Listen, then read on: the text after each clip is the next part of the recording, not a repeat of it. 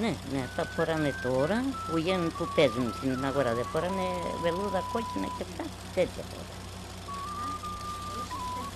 Ήτανε, τέτοια φοράγαμε οι κοπέλες που ήμασταν. Ύστερα παντρεύτηκα και κάνουμε αυτά, γιατί δεν φοράγαμε βελούδα κόκκινα τότε, αλλά ύστερα που παντρευτήκαμε έκανε κόκκινα.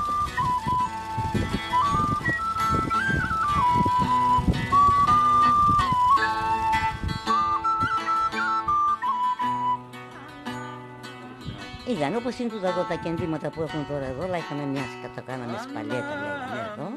Τούτα εδώ ήταν κεντυμένα από εδώ. Όχι φούστα, ήταν φόρεμα ολόκληρο. Εδώ όλο γιωμάτο έτσι. Θα κάνουμε 4 φύλλα, ήταν όλο έτσι γιωμάτα κάτω. Δεν είχαμε τέτοια φορέματα.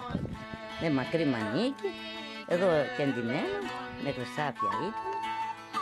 Και τα είχα. Εγώ ύστερα όταν τα έβγαλα εγώ, παντρεύτηκε η αδερφή μου Γιώργουλα, τα δοκαθινής. Τα καλά ήταν. Τα καθημερινά τέτοια φορέταν, ό,τι φόρεμα, ό,τι είχα. Φυλακίμ κοκκίνο κι όλο φλωριάρ μαθιαζίνε ραντί και λεμονί. Και εντάγαμε και φοράγαμε και εντυμένα. Στα πόδια? Στα πόδια κάλτσες φοράγαμε κι εμείς.